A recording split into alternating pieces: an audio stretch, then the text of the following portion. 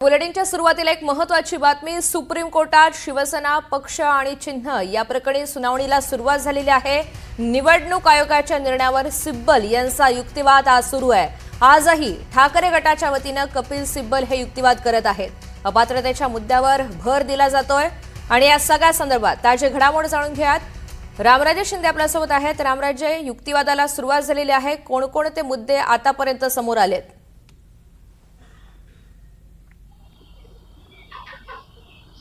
बिलकुल, खरं तर आतापर्यंत पक्ष संघटन कसं उद्धव ठाकरे यांच्या बाजूने आहे हे मुद्दे समोर आले होते मागील 2 आठवड्यामध्ये।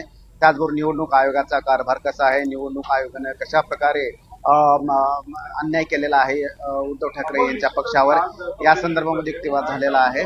मात्र आज जो युक्तिवाद होणार आहे तो म्हणजे की अपात्रतेच्या संदर्भामध्ये युक्तिवाद होणार आहे।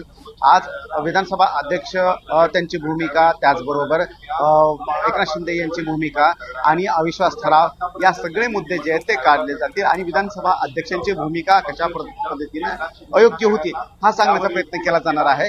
आता नुकतंच म्हणजेच की आज जी सुनावणी ती उशिरा सुरू झालेली आहे। साधारण 3 वाजता ही सुनावणी सुरू झालेली आहे, त्यामुळे केवळ 1 तासच युक्तिवाद चालणार आहे। या 1 तासाच्या युक्तिवादमध्ये कपिल सिब्बल संपूर्ण अपात्रताच्या संदर्भामध्ये युक्तिवाद करणार आहे। निश्चित, त्यामुळे आजही ठाकरे गटाकडून कपिल सिब्बलच युक्तिवाद करत आहेत आणि जसं आपण सांगितलं रामराजे, एकंदरीतच अपात्रता या मुद्द्यावरती आजचा हा संपूर्ण युक्तिवाद आपल्याला पाहायला मिळणार आहे। मात्र इतरही असे कोणते महत्त्वाचे मुद्दे आहेत जे मागच्या सुनावणीपर्यंत चर्चेला गेलेले होते, युक्तिवादामध्ये आलेले होते, ज्यावर प्रामुख्याने प्रकाश टाकला जाऊ शकतो?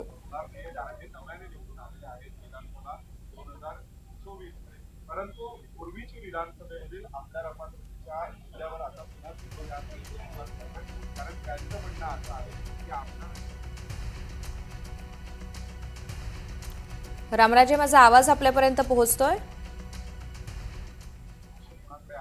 तर तो आमदार बिलकुल पोहोचतोय। प्रश्न तुमचा आणखी एकदा मला। रामराजे, गेल्या सुनावणीपर्यंत जे महत्त्वाचे मुद्दे हे समोर आलेले होते त्या आधारे याही सुनावणीमध्ये, या आजच्या सुनावणीमध्ये आणि एकंदरीतच युक्तिवादामध्ये पुन्हा एकदा काही चर्चा केली जाऊ शकते का? त्या संदर्भातले कोणते महत्त्वाचे असे मुद्दे आहेत जे हायलाइट केले जाऊ शकतात?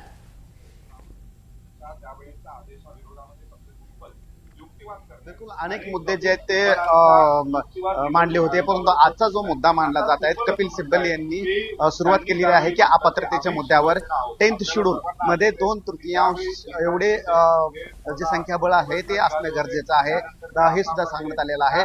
आणि त्याचबरोबर की स्वेच्छेने पक्ष सोडणं आणि त्याचबरोबर की पक्षामध्ये फूट पडणं या 2 गोष्टी आहेत असं सुद्धा सांगण्यात आलेलं आहे। आणि एकनाथ शिंदे यांच्याकडून स्वेच्छेने पक्ष सोडण्यात आलेला आहे, पक्षामध्ये कोणतीही फूट नाही हा सांगण्याचा प्रयत्न केलेला आहे। त्यामुळे स्वेच्छेने जर पक्ष सोडत असेल तर पक्ष जो आहे तो उद्धव ठाकरे यांच्या बाजूने राहतो, संघटन जे आहे ते उद्धव ठाकरे यांच्या बाजूने राहतो हा सांगण्याचा प्रयत्न आता कपिल सिब्बल यांनी केलेला आहे। निश्चित, आणि आतापर्यंत जो युक्तिवाद सुरू झालेला आहे गेल्या 5 ते 10 मिनिटांमध्ये सिब्बल यांचे कोणते असे महत्त्वाचे मुद्दे समोर येत आहेत?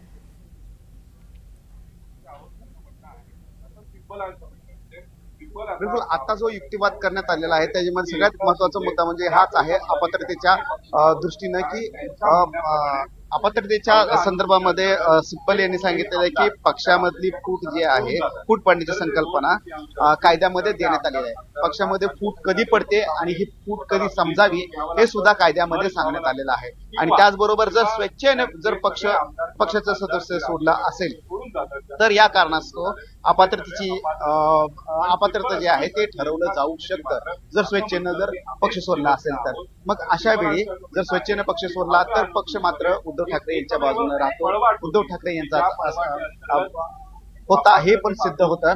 कारण जर आमदार असतील किंवा इतर महत्वाचे पदाधिकारी असतील त्यांनी जर पक्ष सोडला असला तरी मूळ पक्ष मात्र उद्धव ठाकरे यांच्याकडे राहतो, यांनी पक्ष सोडला असं सिद्ध होतं। त्यामुळं पक्षावर दावा एकनाथ शिंदे करू शकत नाहीत। असा युक्तिवाद केला जातो. करणार आहोत. निश्चित. रामराजे, तुम्ही सोबत राहा. आतापर्यंतचे सगळे महत्त्वाचे मुद्दे समोर आलेले आहेत ते प्रेक्षकांपर्यंत पोहोचवूया. तर पक्ष नेत्यासंदर्भात सुद्धा काही चर्चा आणि एक जो युक्तिवाद आहे तो आपल्याला पाहायला मिळतोय. सुप्रीम कोर्टात शिवसेना चिन्ह आणि पक्षावरती आजही पुन्हा एकदा सुनावणी होते. अपात्रतेच्या मुद्द्यावर खास करून आजच्या सुनावणीमध्ये युक्तिवादादरम्यान कपिल सिब्बल यांच्याकडून भर दिला जातोय. सुभाष देसाई यांनी विधिमंडळामध्ये कोण व्ही बजावणार हे आधीच सांगितलेलं होतं आणि त्या सगळ्या संदर्भात कपिल सिब्बल हे सध्या भाष्य करतायत. पक्षनेता ठरवण्याचा अधिकार कुणाचा असा सवाल सुद्धा कोर्टासमोर उपस्थित केलाय. 2018 आणि 1999 घटनेची काही उदाहरणं देत त्याचा संदर्भ देत सिब्बल सध्या बोलत आहेत. तुलना गरजेची आहे असं सुद्धा मत त्यांनी मांडलेलं आहे आणि 10व्या अनुसूचित फूट संकल्पनेला मान्यता नाही असं सुद्धा कपिल सिब्बल यांनी म्हटलेलं आहे. पुन्हा एकदा रामराजे शिंदे यांच्याकडे जाऊयात. रामराजे, त्यांनी निकाल दिला होता त्या निकाल पत्रातील मुद्द्यांच्या आधारावर आता सिब्बल सांगण्याचा प्रयत्न करत आहे. बिलकुल कपिल सिब्बल आता युक्तिवाद करत आहेत की व्हीप जारी करण्याचा अधिकार हा मूळ पक्षाला आहे, म्हणजेच की उद्धव ठाकरे यांच्या पक्षाला व्हीप जारी करण्याचा अधिकार आहे आणि त्यांच्याच आदेशानुसार त्यांच्याच निर्देशानुसार पक्षातील गटनेता सुद्धा ठरवण्यात येतो. कारण व्हीपच्या सांगण्यावरूनच संपूर्ण आमदारांना बोलवलं जाऊ शकतं आणि तोच गटनेता जो आहे तो त्याची निवड सुद्धा केली जाऊ शकते. त्यामुळे व्हीपला हा संपूर्ण अधिकार होता, आमच्या पक्षाला हा संपूर्ण अधिकार होता असं कपिल सिब्बल यांनी सांगितलेलं आहे. आणि या संपूर्ण अपात्रतेच्या संदर्भामध्ये विधानसभा अध्यक्षांनी चुकीचा निर्णय दिलेला आहे असा युक्तिवाद कपिल सिब्बल यांनी केलेला आहे. मोठा हा युक्तिवाद आहे आणि ही संपूर्ण प्रक्रिया जी आहे ती चुकीच्या पद्धतीनं विधानसभा अध्यक्षांनी राबवली असं सुद्धा सांगितलं जात आहे. आणि त्यामुळेच शिवसेना ठाकरे गट हा पक्ष जो आहे तो केवळ आपला आहे, कारण स्वेच्छेने जर सोडून गेले असतील पक्षाला तर मात्र मूळ पक्ष जो असतो तर त्याच्यावर कोणताही. निश्चित. काही क्षणांसाठी रामराजे आपल्याला थांबवते. एक महत्त्वाची अपडेट आहे.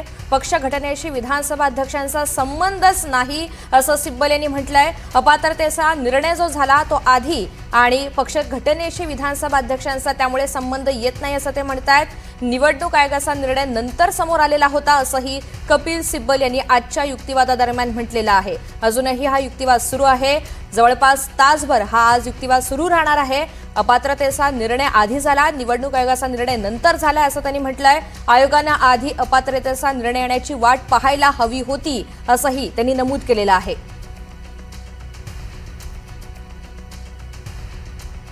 या सगळ्या संदर्भात चर्चा करूया. तर रामराजे शिंदे आपल्यासोबत आहेत. रामराजे,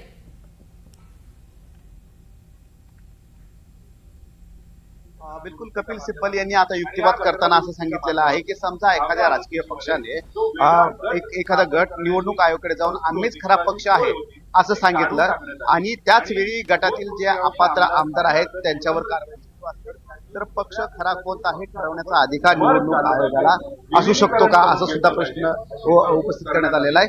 आणि तोपर्यंत अपात्रतेच्या निर्णयावर आधारित असणं हे आवश्यक आहे. त्यामुळे अगोदर अपात्रतेचा निर्णय होणं गरजेचं आहे आणि मग निवडणूक आयोग जे आहे निवडणूक आयोगानं निर्णय देणं गरजेचं आहे. त्यामुळं हा सिक्वेन्स जो आहे तो कुठेतरी चुकलेला आहे हा सांगण्याचा प्रयत्न करण्यात आलेला आहे. आणि म्हणूनच जे आमदार अपात्र ठरतील आणि त्यानंतर मग संख्याबळ जे आहे ते विचारात घेणं गरजेचं आहे असं सुद्धा सांगण्यात आलं आहे. त्यामुळे आमदारांना अपात्र न ठरवता जर ती संख्या जर विचारात घेतली तर साहजिक आहे ती एकनाथ शिंदे यांची संख्या जास्त होते. परंतु हे आमदार अपात्र ठरले असते आणि मग नंतर निवडणूक आयोगाकडे हे प्रकरण गेलं असतं तर मात्र संख्याबळ जे आहे ते उद्धव ठाकरे यांच्या बाजूने जास्त दिसलं असतं. कारण उद्धव ठाकरे यांच्याकडे इतर उरलेले सर्व आमदार राहतात. जर हे अपात्र झाले असते तर 39 आमदार अपात्र झाले असते तर त्यामुळं निर्णय जो आहे ना तो कुठेतरी चुकलेला आहे. अपात्रतेचा निर्णय येण्याच्या अगोदर निवडणूक आयोगाने हा निर्णय दिला आणि तिथं मोठी चूक होती असं कपिल सिब्बल यांनी सांगितलं. निश्चित. त्या सगळ्या टाइमलाईन विषयी आज कपिल सिब्बल आपल्याला भाष्य करताना पाहायला मिळतात आणि फक्त संख्याबळ नव्हे तर पूर्ण पुढचं चित्र सुद्धा बदललं असतं. अपात्रतेचा निर्णय आधी झालेला होता, निवडणूक आयोगाचा निर्णय नंतर आलेला आहे. मात्र या सगळ्या प्रक्रियेदरम्यान ते अपात्र होण्याची वाट पाहायला हवी होती आणि तो निर्णय येण्यानंतरच हा सगळा निर्णय व्हायला हवा होता. ती प्रक्रिया ठरवली होणं गरजेचं होतं असं सुद्धा म्हटलेलं आहे. तर पक्ष कुणाचा हे अपात्रतेच्या निकालावर अवलंबून आहे असं सुद्धा कपिल सिब्बल म्हणतात. अपात्रता निर्णयानंतरच पक्ष कुणाचा ठरवलं पाहिजे. पक्ष ठरवण्याची प्रक्रिया अपात्रतेशी निगडीत आहे असं सुद्धा ते आपल्याला बोलताना पाहायला मिळत आहेत. पक्ष कुणाचा हे अपात्रतेच्या निकालावरतीच सर्व स्तरावरती अवलंबून आहे असं सुद्धा ते म्हणालेले आहेत. तर आजच्या युक्तिवादासंदर्भातली आणखी एक महत्त्वाची अपडेट आहे. आमदार अपात्र ठरल्यास त्यांचं संख्याबळ ग्राह्य नाही असं कपिल सिब्बल यांनी म्हटलेलं आहे. आमदार अपात्र ठरल्यास त्यांचं संख्याबळ ग्राह्य नाही असं कपिल सिब्बल म्हणालेले आहेत. त्यामुळे एकंदरीतच जी टाईमलाईन समोर आलेली होती आणि गटनेते, त्यांचे अधिकार, त्यानंतर अपात्रता या सगळ्या संदर्भात आज कपिल सिब्बल हे युक्तिवाद करताना पाहायला मिळत आहे. आयोगानं आधी अपात्रतेचा निर्णय येण्याची वाट पाहणं अत्यंत गरजेचं होतं. तसं झालं असतं तर मात्र संख्याबळावर या सगळ्याचा परिणाम झाला असता आणि पुढचं चित्र सुद्धा बदललं असतं असं एकंदरीतच कपिल सिब्बल यांचा सांगण्याचा प्रयत्न आहे. आमदार अपात्र झाले असते तर ते आयोग यांच्यामार्फत ठरवलं गेलं असतं आणि आमदारांमुळेच बहुमताचा दावा हा टिकत नाही असं सुद्धा ते म्हणतात. या ताज्या घडामोडींसंदर्भात अपडेट जाणून घेऊया. तर रामराजे आपल्या सोबत आहेत. रामराजे, अपात्रतेनंतर विधिमंडळातील ताकद शून्य झाली असती असा एक महत्त्वाचा युक्तिवाद सुद्धा केलाय. बिलकुल हाच महत्वाचा कपिल सिब्बल यांचा युक्तिवाद आहे. कारण जर अपात्र ठरवलं असतं त्याच वेळी विधानसभा अध्यक्षांनी जर दखल घेतली असती. कारण मूळ मुद्दा काय आहे की सभागृहामध्येच दाखवावं लागतं की संख्याबळ आहे आणि तुमचं संख्याबळ जे आहे सरकार जे आहे ते संख्याबळाच्या आधारे टिकलेलं असतं. आणि मग ज्यावेळेस एकनाथ शिंदे फुटले आणि त्यानंतर हे आमदार घेऊन गेले. आता खरं तर इथं युक्तिवादामध्ये एक शाब्दिक जो आहे तो बदल केलेला आहे. कपिल सिब्बल म्हणतात की पक्षामध्ये फूट नव्हती तर स्वेच्छेने हे संपूर्ण लोक गेले होते. म्हणजे हा सांगण्याचा काय प्रयत्न आहे की स्वेच्छेने गेल्यामुळं पक्ष त्यांच्यासोबत गेला नाही, पक्ष हा उद्धव ठाकरे यांच्यासोबत आहे. हा पहिला मुद्दा. आणि दुसरा मुद्दा, जर हे संपूर्ण स्वेच्छेने गेले असतील आणि त्या संदर्भामध्ये जर पक्षाने काही कारवाई केली असेल तर त्यासाठी तात्काळ जे इमिजिएट कोणाकडे जावं लागत असेल, दाद मागावं लागत असेल तर ते विधानसभा अध्यक्षाकडे. आणि विधानसभा अध्यक्ष जे आहेत ते कोणते आमदार पात्र आहेत आणि कोणते अपात्र आहेत हे ठरवू शकतात. मात्र इथे विधानसभा अध्यक्षांनी निर्णय जो आहे अपात्रतेच्या संदर्भामध्ये तो घेतला नाही. तो घेण्यासाठी वेळ लावला आणि म्हणून एकीकडे निवडणूक आयोगाने निकाल दिला आणि या अपात्रतेच्या संपूर्ण प्रकरणाचा परिणाम या शिवसेना पक्षावर झालेला आहे. कारण पक्ष जो आहे तो निवडणूक आयोगाने पक्ष आणि चिन्ह एकनाथ शिंदे यांना दिलं. त्याच्यामुळे इतर उरलेले जे आमदार आहेत ते गेले आणि सरकार स्थापन झालं असं सांगण्याचा एक प्रयत्न करण्यात आलेला आहे. त्यामुळे अपात्रतेचा जर मुद्दा निकाली निघाला असता तेव्हाच आणि या संपूर्ण 39 आमदारांना जर अपात्र केलं असतं तर मात्र हा पक्ष आणि चिन्ह द्यायचा प्रश्नच उरला नसता. कारण उद्धव ठाकरे यांच्याकडे इतर आमदार आहेत, इतर संख्याबळ आहे हे दिसून असतं. म्हणजे की 39 संपूर्ण आमदार जे आहेत ते अपात्र झाले असते आणि उद्धव ठाकरे यांचा पक्ष शाबूत राहिला असता, त्यांची पार्टी शाबूत राहिली असती आणि हे सर्व आमदार एकनाथ शिंदे यांच्यासह सर्व आमदार जे ते अपात्र झाले असते आणि मंत्री पण अपात्र झाले असते. हाच मुद्दा कपिल सिब्बल वारंवार मांडताना दिसत आहे. निश्चित. त्यामुळे विधानसभा अध्यक्ष आणि निवडणूक आयोग यांनी जो निर्णय घेतलेला आहे त्या सगळ्या संदर्भात कपिल सिब्बल यांनी आक्षेप घेतलेला आहे आणि तो कसा चुकीचा आहे हे सुद्धा सांगण्याचा आजच्या या युक्तिवादामधून त्यांचा प्रयत्न आहे. आमदार अपात्र झाले असते तर ते आयोग विचारात घेऊ शकलं नसतं आणि अपात्रतेनंतर विधिमंडळामधील ताकद शून्य झाली असती असा सुद्धा युक्तिवाद आज त्यांनी केलाय. दुसरीकडे 10व्या अनुसूचीनुसार विधानसभा अध्यक्षांनी अधिकार ओलांडलेले आहेत असा थेट दावा म्हणूयात किंवा आक्षेपच कपिल सिब्बल यांनी आजच्या युक्तिवादादरम्यान घेतलेला आहे. 55 आमदार होते, यातील वेगळ्या गटाचे अपात्र हे आमदार झाले असते असं सुद्धा सिब्बल हे म्हणत आहेत. त्यामुळे विधानसभा अध्यक्षांचा निर्णय नेमका कसा चुकीचा आहे 10व्या अनुसूचीनुसार हे सांगण्याचा सिब्बल यांचा प्रयत्न आहे. रामराजे, यापूर्वीच्या सगळ्या युक्तिवादादरम्यान सुद्धा म्हणजे 2 वर्षांचा सगळा कालावधी पाहिला तर 10व्या अनुसूचीचा वारंवार उल्लेख असतो आणि त्यामध्ये विधानसभा अध्यक्षांचे सुद्धा नेमके काय अधिकार असतात यावर वारंवार बोललं गेलेलं आहे. आज सुद्धा तो मुद्दा आपल्याला पाहायला मिळतोय. त्याच निकालपत्रामध्ये हे म्हटण्यात आलं होतं की विधानसभा अध्यक्ष बिलकुल, कारण कपिल सिब्बल यांनी सांगितलेलं आहे स्पष्ट की 10व्या अनुसूचीचं पालन जे आहे ते विधानसभा अध्यक्षांनी केलेलं आहे. कारण 10व्या अनुसूचीच्या अंतर्गत कोण तृतीयांश जे संपूर्ण संख्याबळ असतं ते संख्याबळ तपासणं गरजेचं असतं. दुसरा महत्वाचा मुद्दा म्हणजेच की राजकीय पक्षाचा काय आदेश आहे, काय निर्णय आहे ते सुद्धा तपासणं जे आहे ते गरजेचं असतं. मात्र इथे या सगळ्याच गोष्टींची पायामोली करण्यात आली आणि संख्याबळ हे सांगतं की जर त्यांच्याकडे नसेल तर मात्र या संपूर्ण आमदारांना अपात्र ठरवता येऊ शकतं. आणि त्याचबरोबर जर मूळ राजकीय पक्षांनी जर निर्णय घेतला, हकालपट्टी केली किंवा त्यांच्यावर कारवाई केली तर मात्र हे 39 जे आमदार आहेत ते अपात्र होऊ शकतात. आणि तसं झालं असतं तर मग विधिमंडळातले जे उरलेले आमदार आहेत ते उद्धव ठाकरे यांचे आमदार आणि पक्ष जो आहे तो राहिला असता. परंतु कुठेतरी उशीर करण्यात आला या संपूर्ण आमदारांना अपात्र करण्यामध्ये, किंवा किंबहुना या आमदारांना अपात्र केलाच नाही. आणि हा सगळ्यात महत्वाचा मुद्दा होता की 10th शेड्यूल जे आहे, 10वी सूची जी आहे त्याचं उल्लंघन इथं करण्यात आलेलं आहे. स्पष्टपणे हा सांगण्याचा प्रयत्न कपिल सिब्बल हे करतात. निश्चित. आणि या सगळ्या संदर्भात आता सरन्यायाधीश यांची टिप्पणी महत्वाची समोर येते. त्यावेळी तुमची संख्या किती होती हा सवाल त्यांनी विचारलेला आहे. कारण त्यापूर्वीच सिब्बल यांनी युक्तिवाद करताना असं म्हटलेलं होतं की बहुसंख्य आमदार म्हणजेच पक्ष हा निष्कर्ष चुकीचा आहे. त्यामुळे प्रश्नचिन्ह हे मूळ पक्षावरती उपस्थित होत असतं. त्यामुळे बहुसंख्य आमदार म्हणजे पक्ष हा निष्कर्ष चुकीचा असं म्हटलं. आणि त्यापुढेच आता सरन्यायाधीश यांनी जी टिप्पणी केलेली आहे त्यावेळी तुमची संख्या किती होती असा सवाल त्यांनी उपस्थित केलाय. रामराजे,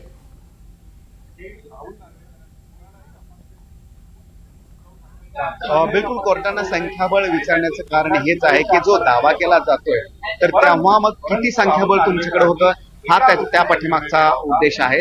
आणि जर संख्याबळ जर तुमच्याकडे जर कमी असेल तर मग जास्त संख्याबळ जे आहे ते एकनाथ शिंदे यांच्या पाठीशी होतं हे स्पष्टपणे दिसून येतं. त्यामुळेच हा प्रश्न विचारण्यात आलेला आहे की तुमच्याकडे संख्याबळ किती होतं. कारण कपिल सिब्बल वारंवार म्हणताना हे दिसत आहेत की संख्याबळ जे आहे ते आमचं जास्त होतं आणि त्यामुळे या संपूर्ण आमदारांना अपात्र केलं असतं तर उरलेले जे आमदार आहेत ते आमच्याकडे राहिले असते, टिकले असते, असा हा युक्तिवाद करण्यात आलेला आहे. त्यामुळे जर हे आमदार जर अपात्र केलं असतं तर तुमच्याकडे संख्याबळ किती राहिलं असतं. आणि तसंही तुमच्याकडे किती आमदार जे ते तुमच्या संपर्कात होते किंवा तुमच्या बाजूने होते हा आकडा जो आहे. निश्चित. त्यामुळे आज कपिल सिब्बल यांनी अपात्रता आणि पक्षचिन्ह यावरती अधिक जोर दिलेला आहे. मात्र गेल्या 2 ते 3 सुनावणी ज्या झालेल्या आहेत त्यावेळी सुद्धा त्यांचा युक्तिवाद जो होता त्यातले प्रमुख मुद्दे हे चर्चा करणं तितकंच गरजेचं आहे. युक्तिवादावेळी त्यांनी मागच्या वेळी सुद्धा म्हटलेलं होतं जनता दल, समाजवादी पार्टी यांचेही संदर्भ देण्यात आलेले होते. निवडणूक आयोग आणि विधानसभा अध्यक्ष यांनी कसे निर्णय दिले याबाबत प्रामुख्याने सिब्बल यांनी पूर्वी सुद्धा भाष्य केलेलं आहे आणि आजही तोच मुद्दा आपल्याला पाहायला मिळतोय. सोबतच निवडणूक आयोगानं आपल्या कक्षाबाहेर जात काही निर्णय हे शिंदेंच्या बाजूनं घेतले असं सुद्धा त्यांनी म्हटलं. त्यामुळे निवडणूक आयोगावर त्यांनी ताशेरे ओढलेले आहेत. त्या व्यतिरिक्त विधानसभा अध्यक्ष यांचे जे अधिकार आहेत आणि त्यांनी कसे चुकीचे निर्णय घेतले या सगळ्या संदर्भात स्पष्टपणे त्यांनी आक्षेप घेतलेला आहे. आणि ठाकरेंचे जे वकील आहेत कपिल सिब्बल यांचा युक्तिवाद आजही सुरू आहे. जवळपास तासभर हा सगळा युक्तिवाद सुरू राहील. आणि काय काय घडलं, 55 आमदार होते, यातील वेगळ्या गटाचे अपात्र झाले असते असं सिब्बल यांनी म्हटलेलं आहे. मात्र याच दरम्यान सरन्यायाधीश यांनी सुद्धा काही महत्त्वाचे सवाल उपस्थित केलेले आहेत.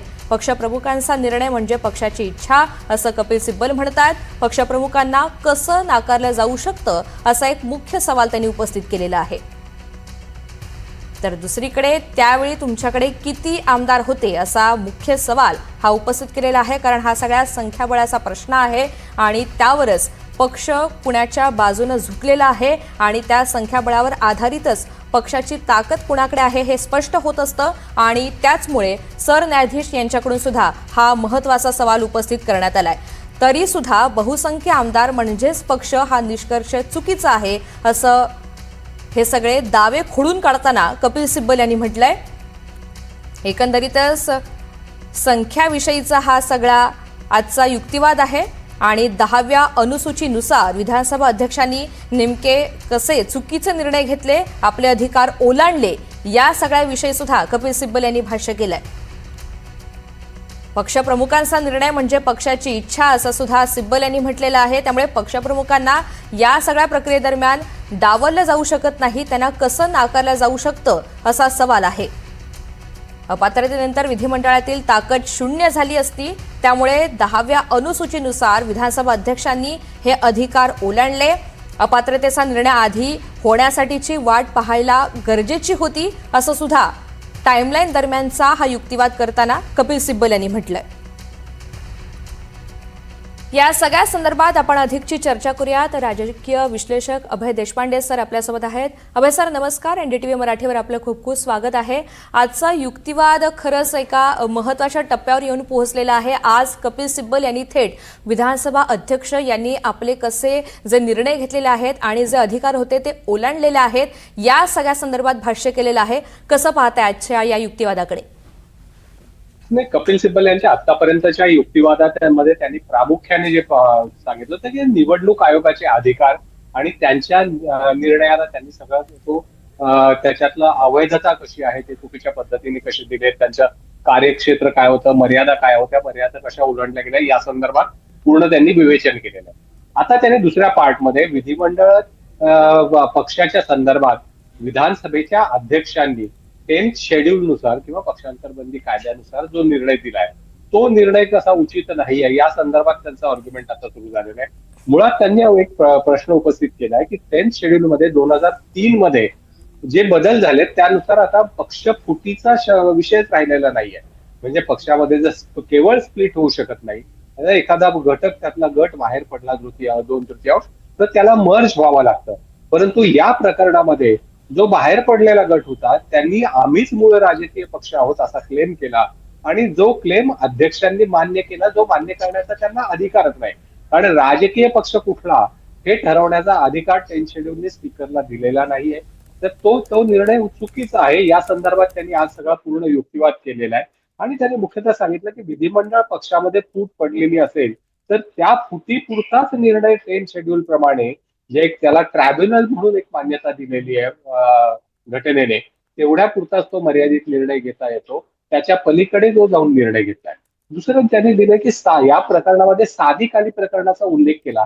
त्यांचं म्हणणं की साधिक आदी प्रकरणामध्ये अध्यक्षांच्या निर्णयामध्ये ते त्याचा आधार घेत असतील, त्यातला कुठला कोट वापरत असतील, तर याचा अर्थ त्यांचा निश्चित आहे की ते राजकीय पक्ष कोण आहे ते ठरवतायत आणि जो ठरवण्याचा त्यांना अधिकार नाही, असा कपिल सिब्बल यांचा युक्तिवाद आतापर्यंतचा दिसतोय.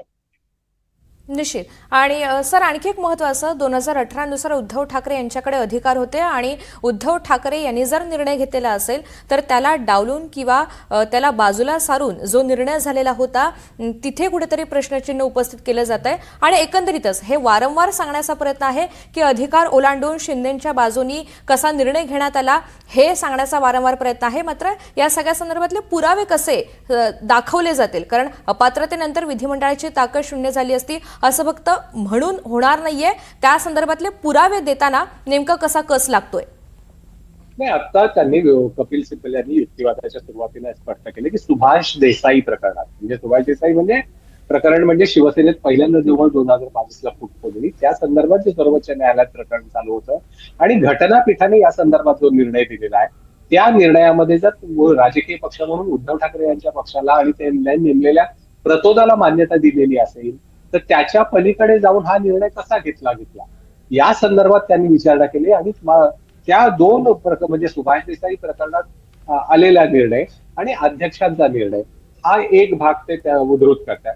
दुसरा त्यांचा जो युक्तिवाद आहे जो त्यांनी निवडणूक आयोगाच्या अधिकाराला आक्षेप घेतानाही वापरला होता तो म्हणजे की विधिमंडळ पक्षातल्या फुटीच्या संदर्भात निर्णय घेताना पक्षाचं प्राथमिक सदस्यत्व giving up the membership of political party हे जे व्हॉलेंटरीली गिव्हिंग अप, तर तो जो आहे तसा मुद्दा जो झाला आणि तो जर मान्य झाला असेल तर मग निवडणूक आयोगाकडे जाऊन पक्षावर अधिकार सांगण्याचा दावाच म्हणजे अधिकारच शिल्लक राहत नाही, अशा पद्धतीचं आर्ग्युमेंट त्यांनी त्यावेळेसही केलं होतं. आणि आताही तो निर्णय का थांबवला नाही किंवा तो निर्णय कसा पूर्ण या प्रकरणावर प्रभाव करणारा ठरला अध्यक्षांचा, या संदर्भात त्यांचा सगळा युक्तिवाद आता सुरू आहे. बरोबर. ही चर्चा पुन्हा एकदा सुरू ठेवायची आहे. मात्र या युक्तिवादादरम्यानची एक महत्त्वाची अपडेट हाती येते. गोगावले यांना प्रतोद नेमलं नेमक्या कोणत्या अधिकारात, असा सवाल सिब्बल यांनी उपस्थित केलाय. गोगावले यांना प्रतोद नेमलं गेलेलं होतं, मात्र कोणत्या अधिकारात हा निर्णय झालेला होता, असा सवाल त्यांनी उपस्थित केलेला आहे. बहुसंख्य आमदार म्हणजे पक्ष हा निष्कर्ष चुकीचा असं सुद्धा ते म्हणतात. 1999च्या घटनेनुसार तेव्हा पक्षप्रमुख हे ठाकरेच आणि त्यामुळे गोगावलेंना प्रतोद नेमलं गेलं हे कोणत्या आधारे, असा सवाल हा उपस्थित केला जातोय. 1999च्या घटनेनुसार तेव्हा पक्षप्रमुख हे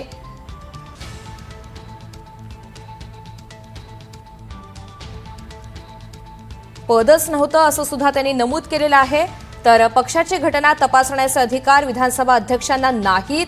विधानसभा अध्यक्षांच्या अधिकार क्षेत्रांवरती सिब्बल यांनी काही सवाल उपस्थित केलेत.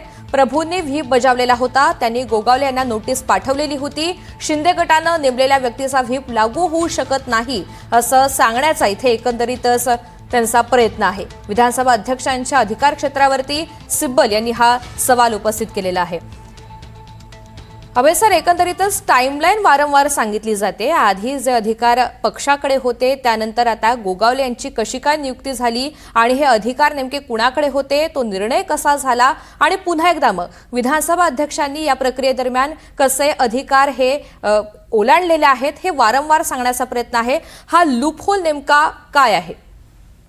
मुळात ज्यावेळेस हे 2022ला 20 जून 2022ला शिवसेनेमध्ये फूट पडली, तेव्हा विधानसभेचं अध्यक्षपद रिक्त होतं. त्यामुळे उपाध्यक्षांकडे विधानसभेचे अधिकार होते आणि त्यांच्याकडे जो विधिमंडळ पक्षनेता बदलला आम्ही आणि अजय चौधरी यांना पक्षनेता केलेला आणि सुनील प्रभू हे प्रतोद असतील जे पूर्वी होते, ते नेमल्याचं पत्र उद्धव ठाकरे यांच्याकडून देण्यात आलं आणि त्याला उपाध्यक्षांनी मान्यता दिली. नंतरच्या काळामध्ये जेव्हा अध्यक्षांची सरकार पडलं, उद्धव ठाकरेंनी राजीनामा दिला, त्यानंतर म्हणजे विश्वासदर्शक ठरावाला सामोरं न जाता राजीनामा दिला आणि सर्वोच्च न्यायालयाचं त्याच्यात सांगितलं की आता आम्हाला काटे उलटे फिरवता येणार नाहीत आणि ते सरकार कोसळलं. नवीन सरकार स्थापन झालं राज्यपालांनी कॉल केल्यानंतर आणि त्या पहिल्या अधिवेशनामध्ये अध्यक्षांची निवड झाली.